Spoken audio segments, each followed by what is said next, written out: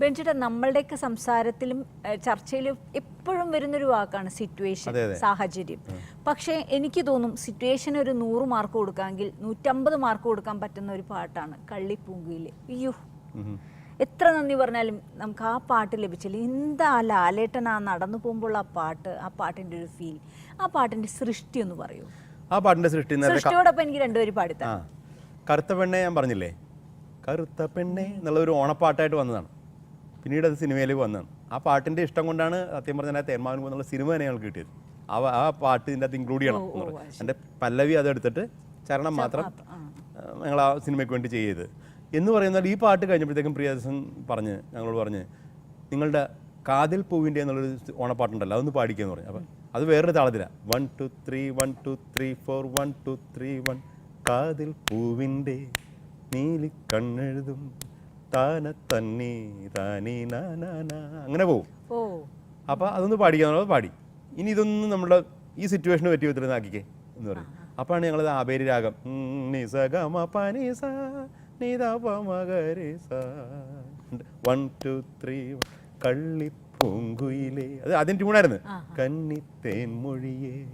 ഇത് വരികൾ എഴുതിയപ്പോൾ കന്നിത്തേനുണ്ണും കള്ളിപ്പൂങ്കുയിലേ എന്നായിരുന്നു ഗിരീഷ് എഴുതിയത്. ഞങ്ങൾ നേരത്തെ പറഞ്ഞില്ലേ, കറുത്ത പെണ്ണെ എന്നുള്ള പാട്ട് റെക്കോർഡ് ചെയ്യാനായിട്ട് ഒരുപാട് ഉപകരണങ്ങളുണ്ടായിരുന്നു. ഒരുപാട് വയലൻസും തുകൽ വാദ്യങ്ങളും ഒക്കെ ധാരാളമാണ്. അത്ര തന്നെ ഉപകരണങ്ങൾ കള്ളിപ്പൂങ്കിലേക്ക് ഉണ്ടായിരുന്നു. മനസ്സിലായില്ലേ? അതിങ്ങനെ നടന്നുകൊണ്ടിരിക്കുകയാണ്. ഞാനവിടെ എൻ്റെ ഓർക്കസ്ട്രയൊക്കെ എല്ലാം റെഡിയാക്കിക്കൊണ്ടിരിക്കുന്നു. ട്രീ ഹൗസ് ഒക്കെ എപ്പോഴും എനിക്കിങ്ങനെ ഓർമ്മയാണ്. അതെ അതെ. അപ്പോൾ ഗിരീഷ് ഇങ്ങനെ വരികൾ കൊണ്ടുവന്നു. അപ്പോൾ ഇത് കൊള്ളാം എന്ന് പറഞ്ഞു. അപ്പോൾ ചേട്ടന് ഇങ്ങനെ ലിറിക്കൊന്ന് പൊളിക്കണം, നന്നാക്കണം എന്നുള്ള ആഗ്രഹമുള്ള കൂട്ടത്തിലാണ്. പുള്ളി പറഞ്ഞ് അപ്പോഴും ഗാനമേള ആണ് ചിന്തിക്കുന്നത്. അടുത്ത ഗാനം കന്നിത്തേനുണ്ണും എന്ന് പറഞ്ഞിട്ടുണ്ടെങ്കിൽ അവിടെ എന്തോ ഒരു അപാകത, നമുക്കൊന്ന് മാറ്റി നമുക്ക് വിളിയാക്കിയാലോ. അപ്പം പറഞ്ഞ് എങ്ങനെ വിളി, കള്ളിപ്പൂങ്കുയിലേ എന്ന് വിളിച്ചാലോ. നല്ല കാര്യം എന്ന് പറഞ്ഞു. അപ്പോൾ ഉടനെ ഗിരീഷാണെങ്കിൽ ഇൻസ്റ്റന്റ് ആണല്ലോ, കള്ളിപ്പൂങ്കുയിലെ കന്നിത്തേൻമൊഴിയെ രണ്ടും വിളിയാക്കി. ഞങ്ങൾ നോക്കുമ്പോഴത്തേക്കുണ്ടല്ലോ അടുത്ത ഗാനം ആലപിക്കുന്നു കള്ളിപ്പൂങ്കുയിലെ എന്ന് പറയുന്നതും കന്നിത്തേനുണ്ണും എന്ന് പറയുന്നതിൽ വ്യത്യാസമുണ്ട്.